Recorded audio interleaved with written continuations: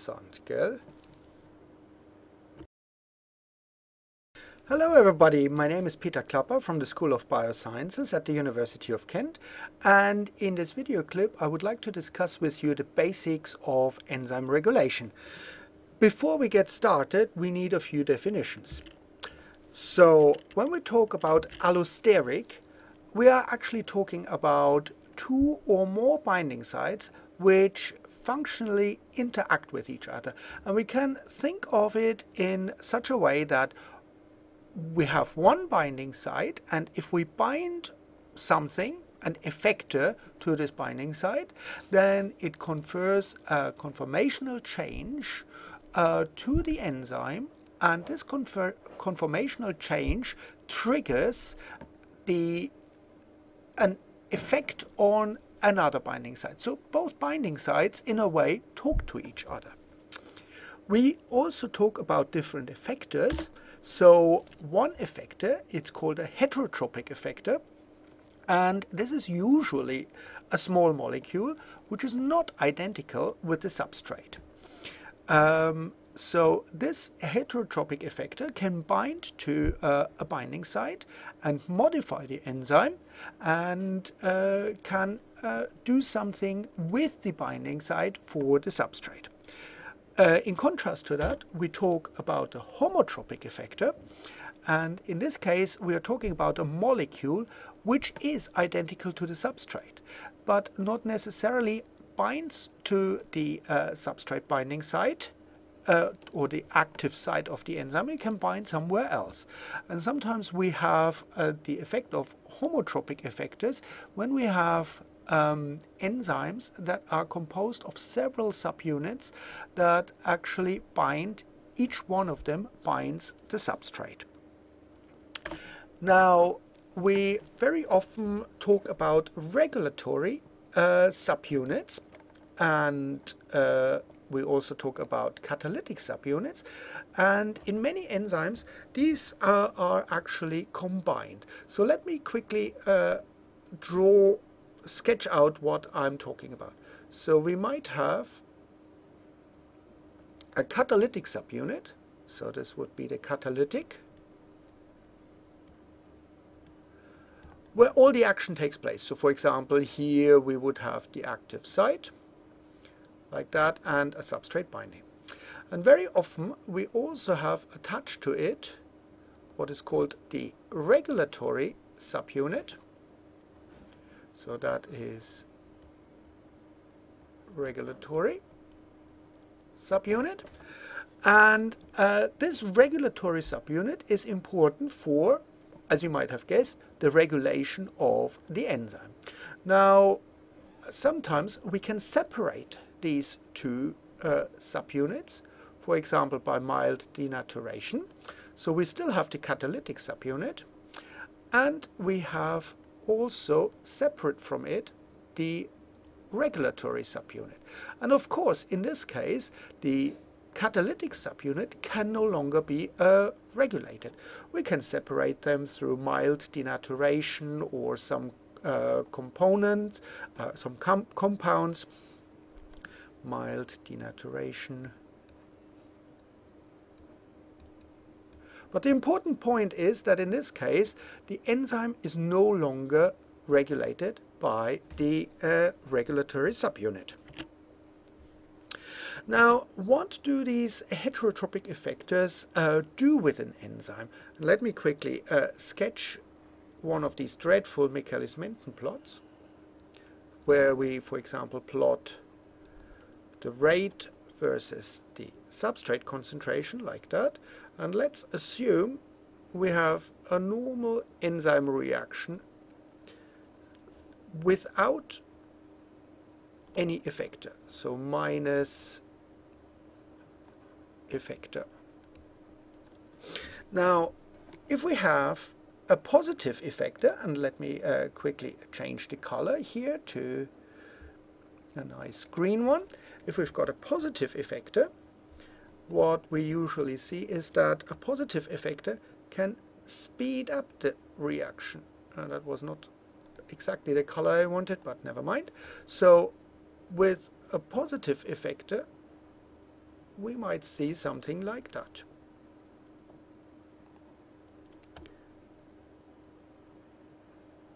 So that could be the effect of a positive effector. It just simply speeds up the reaction.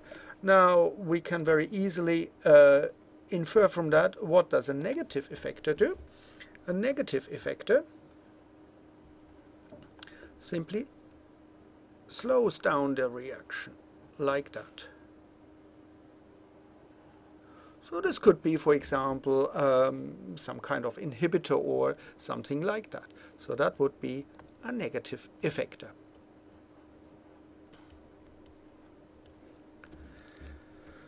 Okay, now how do we need to envisage what an effector does? So first of all, let's simply write down our Michaelis-Menten scheme. So we've got enzyme plus substrate.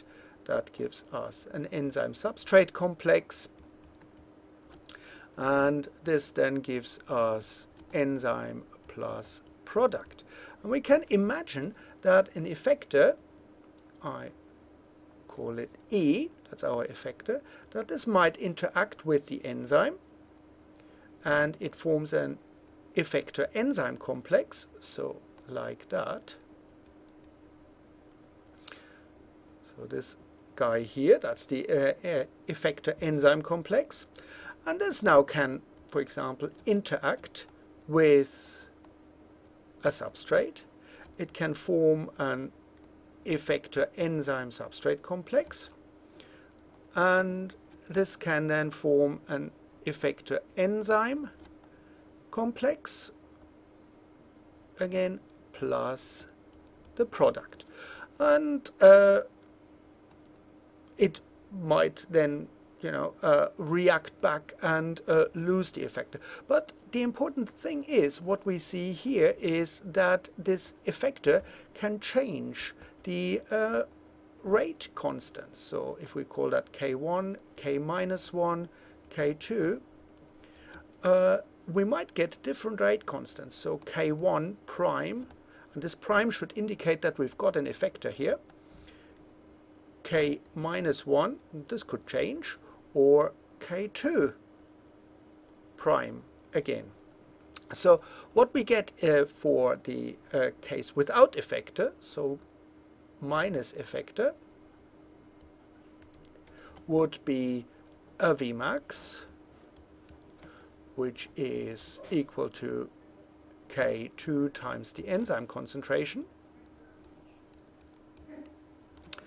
What we get here with the effector might be a completely different Vmax, Vmax effector, and that could be K2 prime times the concentration of our effector enzyme complex.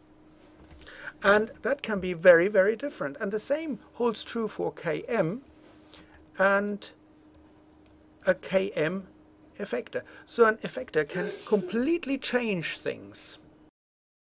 So what we really see here is that an effector can completely change how the enzyme and its parameters change. And I probably should write here plus effector to make it absolutely clear.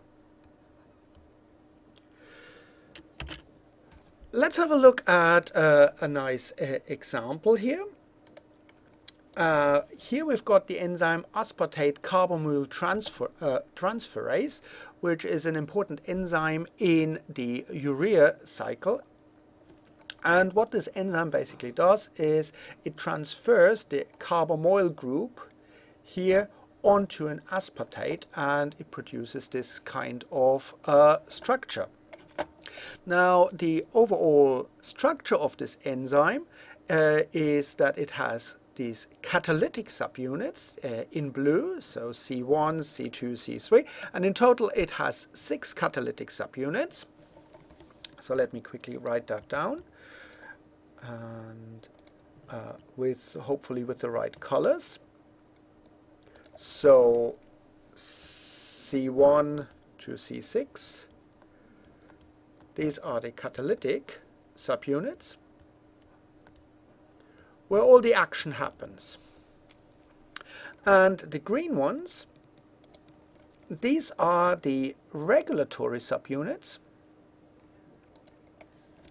So here R1 to R6, these are the regulatory subunits. And these subunits actually bind to small molecules and then have an effect on the catalytic subunits. So how does that look like? Now here in this diagram, or in this scheme here, what we have is a structure of ATCKs. Now here the blue ones are again the catalytic subunits, and they are in the relaxed state. And we have an negative effector, CTP, that affects basically the overall activity of ATCKs. Now, if we don't have this CTP present, you see that it is a nice open structure. We call it the relaxed structure, and you can easily see that the substrate can bind to these active sites which are in this area. However, when we add CTP, so in the presence of this negative effector, you see these little red dots here, that these are the CTP molecules, and they bind exclusively to these green regulatory subunits. They induce a change in the conformation of the regulatory subunit. So you see the regulatory subunit here is quite open. When CTP binds, we have a change in the conformation, in the structure of the regulatory subunit, and this change in conformation is transmitted to the overall structure of the catalytic subunits. And you see that it changes from this relaxed state into the tense state of the enzyme, and it can no longer bind the substrate properly.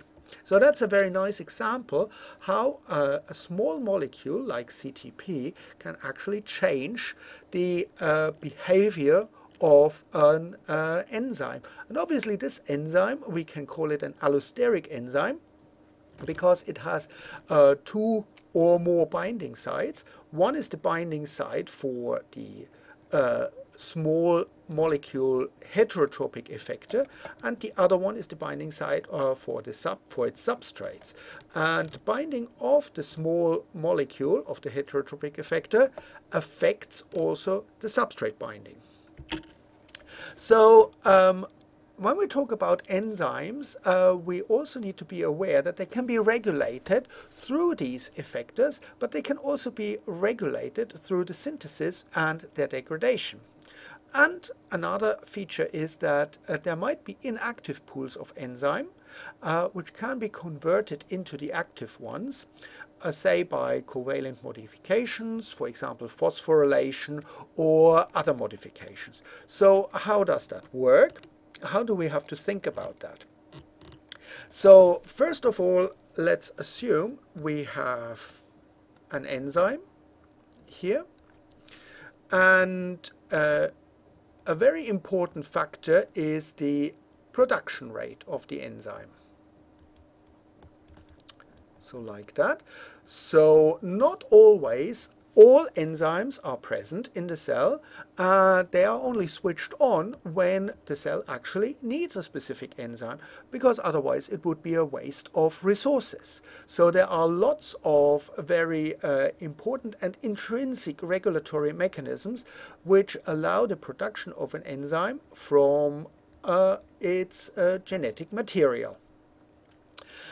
And the more production we get, the faster the production rate is, the more enzyme we will end up.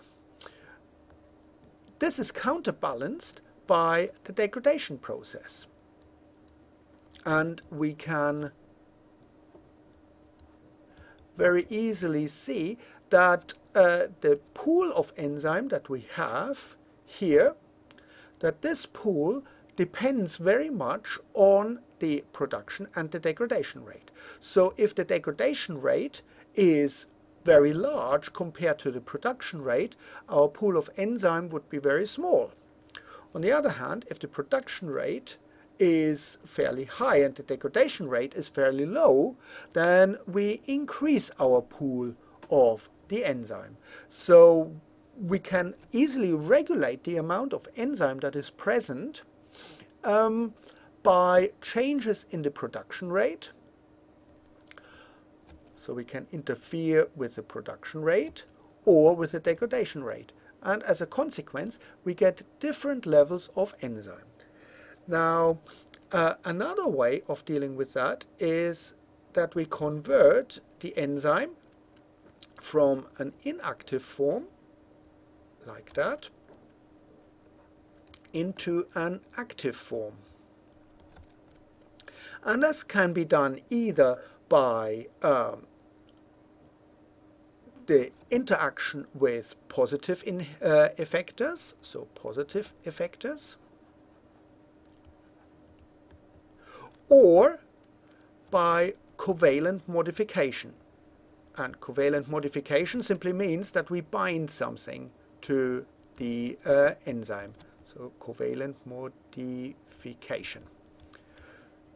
So that could be, for example, the binding of a phosphate residue through a kinase. So a kinase adds a phosphate residue to an enzyme. And of course, we need to convert it back usually to the inactive form. So if we have a kinase here, phosphorylation, then we have a dephosphorylation here through a phosphatase. Like that. And we can also imagine that the active form shows degradation, like that. So what we see here is that in a cellular context, it's quite a complex picture is emerging. We can regulate the enzyme activity that we have through a number of different steps. Production of an inactive form, degradation of the inactive form, modification of the active or inactive form through effectors. And here we could also imagine that we've got a negative effector, something like that. And there are lots of different ways how enzymes can actually be regulated.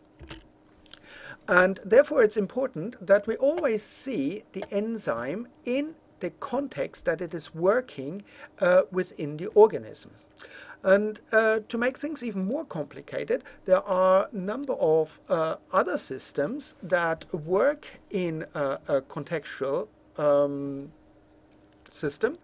For example, we have feedback loops that regulate the activities of enzymes. So here, for example, is a pathway where we have substrate A, which is transformed by enzyme E1 into substrate B.